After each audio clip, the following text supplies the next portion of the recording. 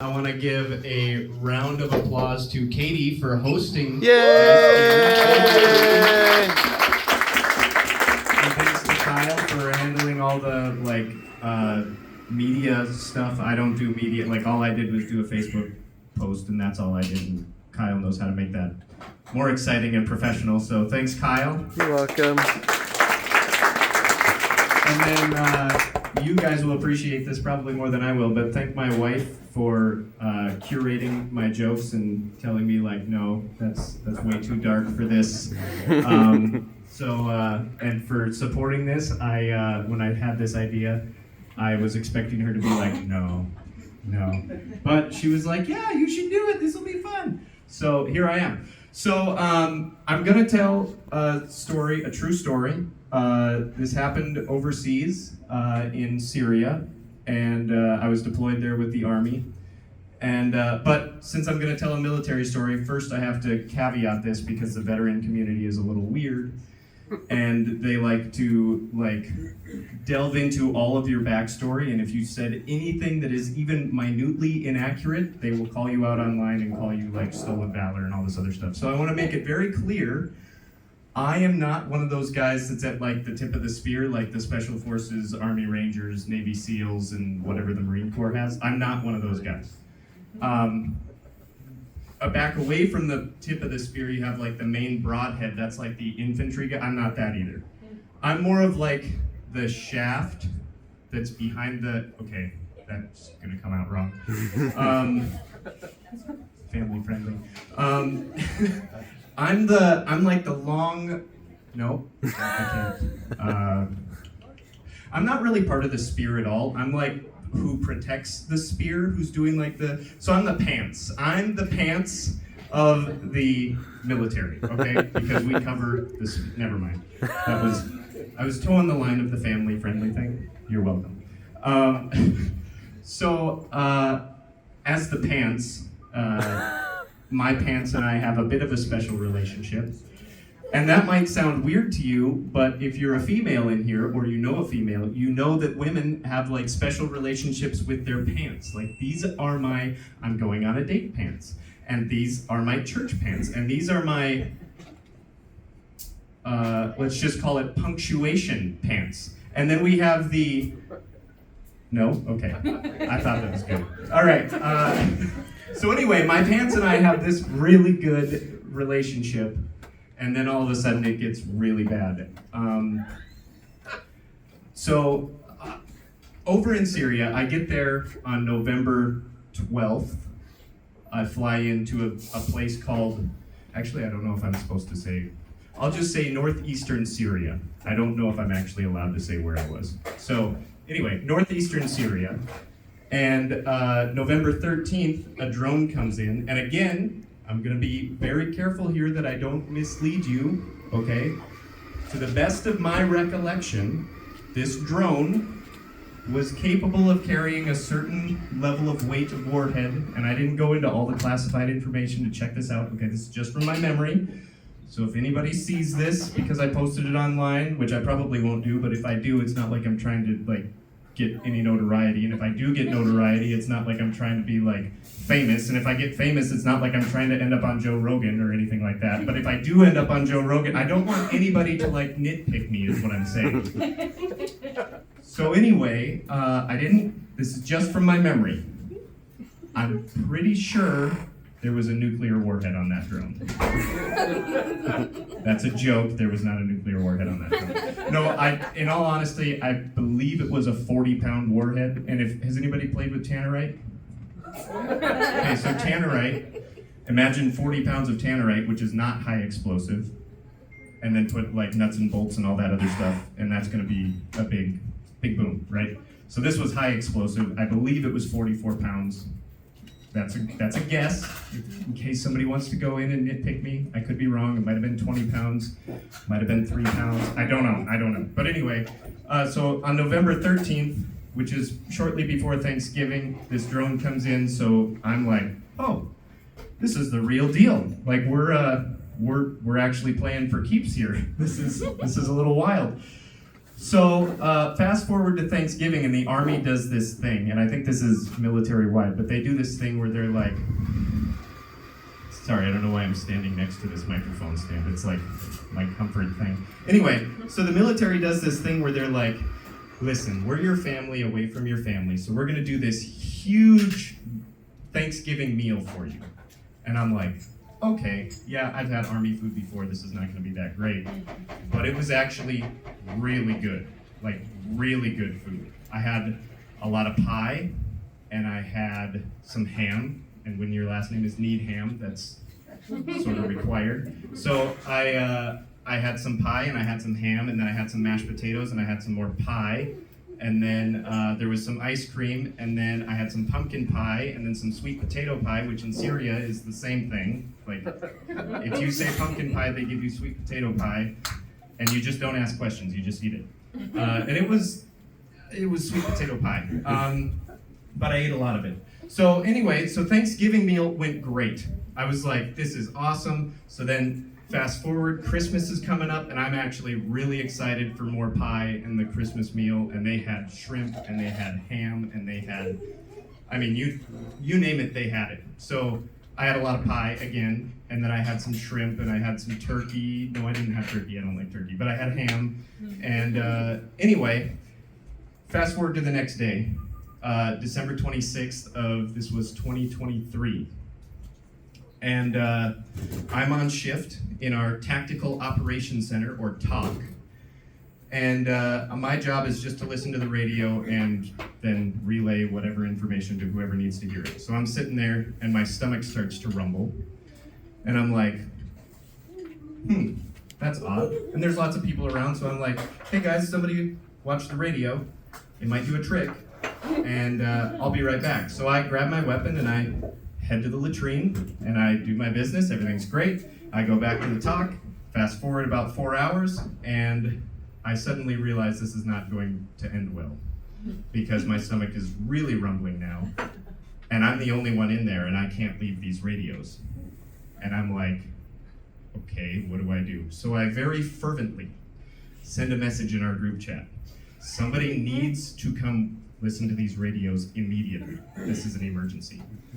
And it's really bad idea to say emergency when you're in a combat zone, because people take that a certain way. So all of a sudden I have a bunch of people come running in like, what's going on? And I was like, I have to use the bathroom.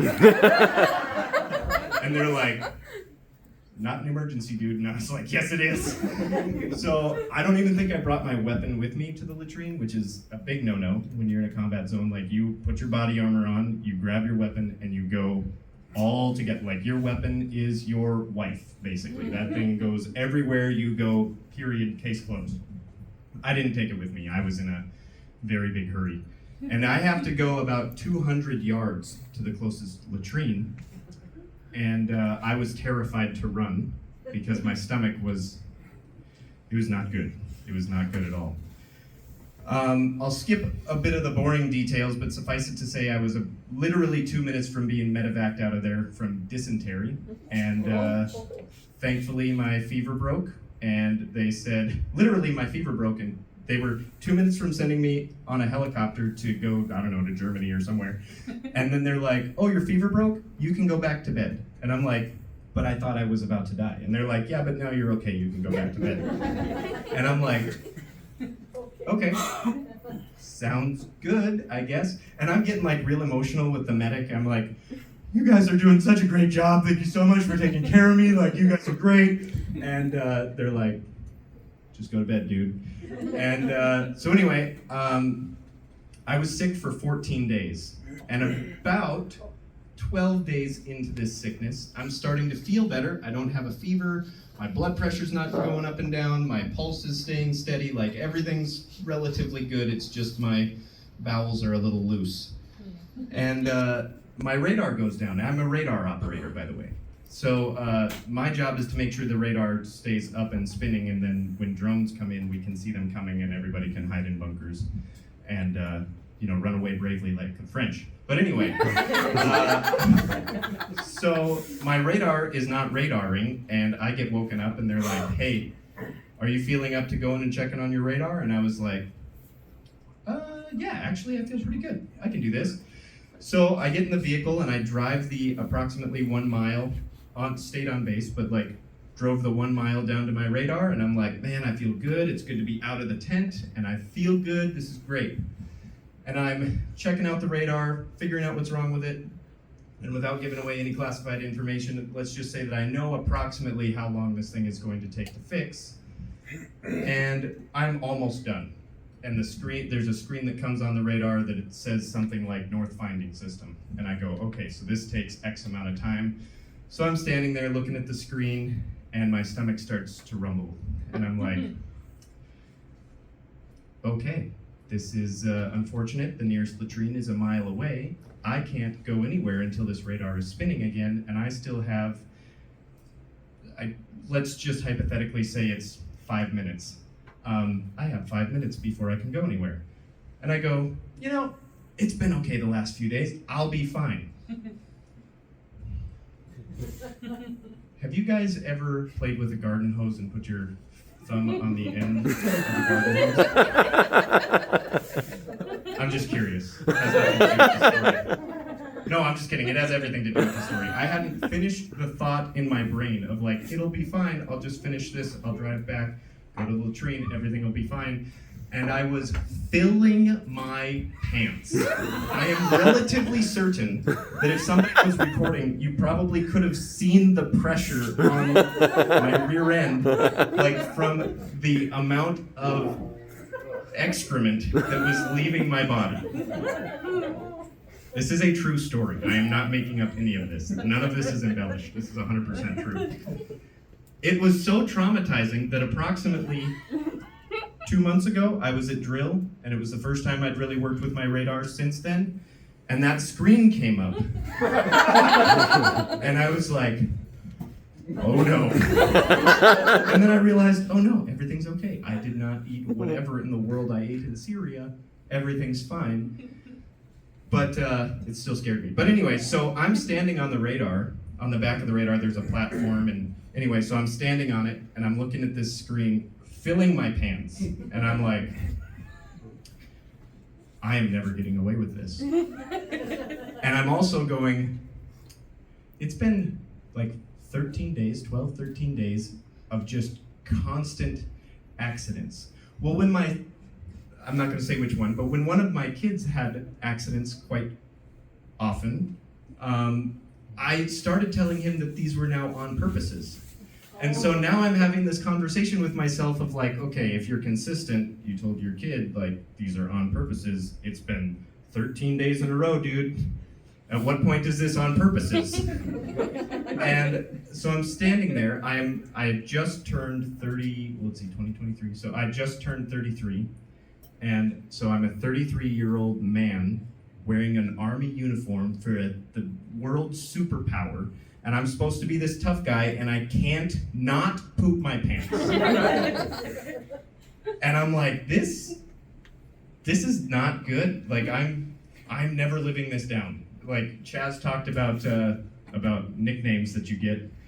Thankfully, they haven't told me one of mine, but I guarantee you they have one for me. I don't know what it is.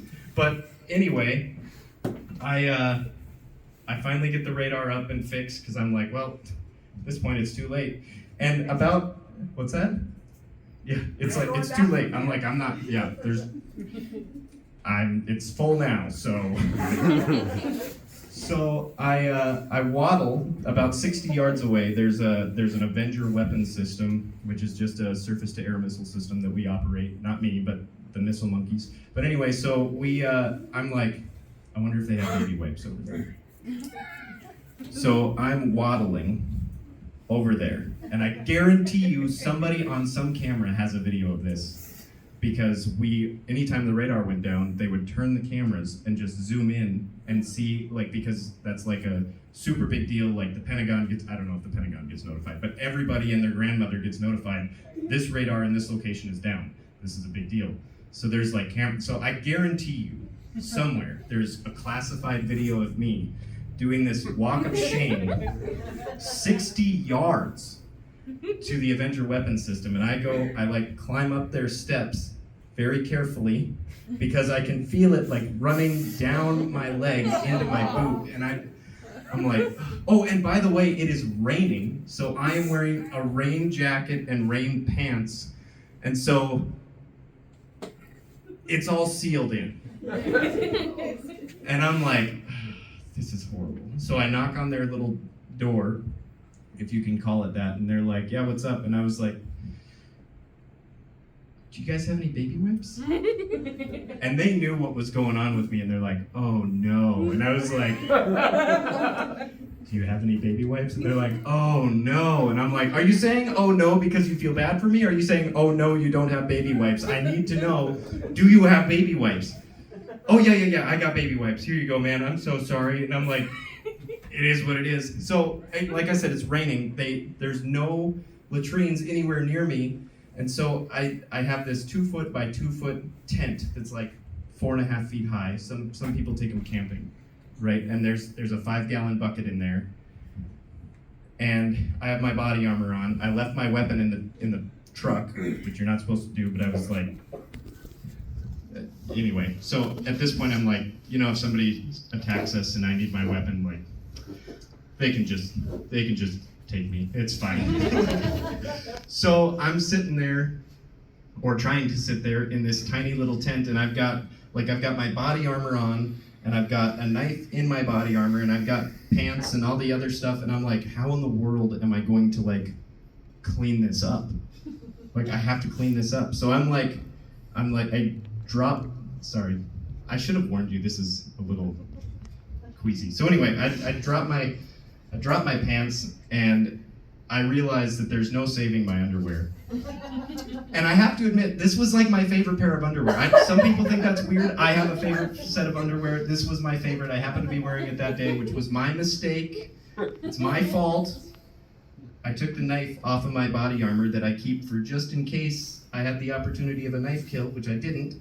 Praise God, honestly. But I take the knife out, and I am cutting my underwear off my legs. And then I use almost an entire pack of baby wipes, to the point where when I went to hand back the baby wipes, they were like, yeah, we're gonna need more of those, because we're sick too, dude. And I'm like, I'll do what I can to find you some more baby wipes. So anyway, I'd love to tell you that that's the end, but that's not the end. So I get in the truck. It's just a soft Humvee, or actually up-armored Humvee.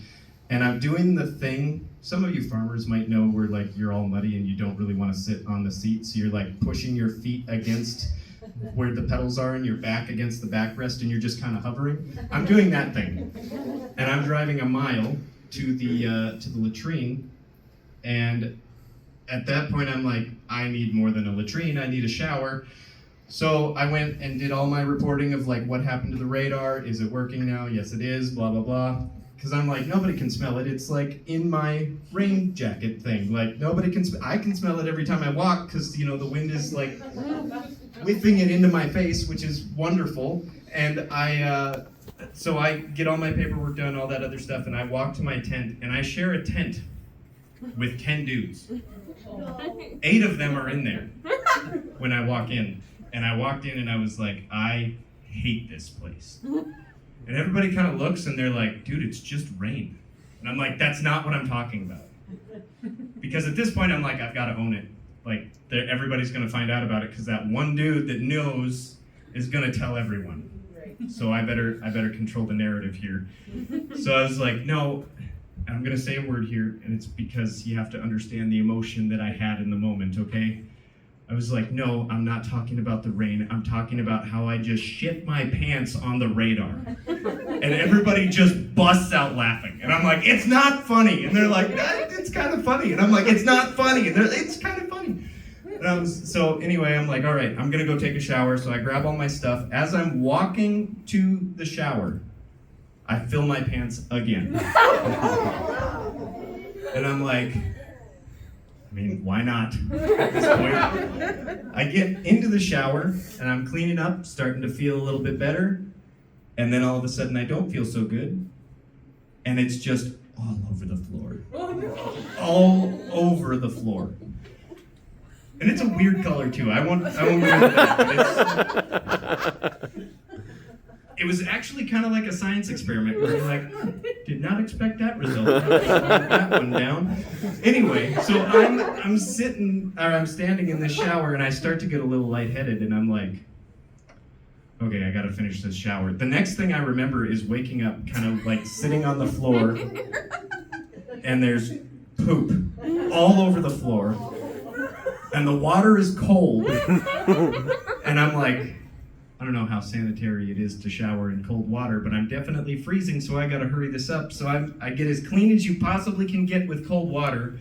I get toweled off, and I'm walking back to the tent, only to fill my pants again, and I have to go back to the shower, take another cold shower. Now, out of respect for everyone, I went into the same shower stall so that I wasn't spreading my bacteria everywhere. But I then showered in a cold shower for the second time, and then finally I went back to bed and I was like, I am not getting up until I have a solid stool. And that's all I have for you.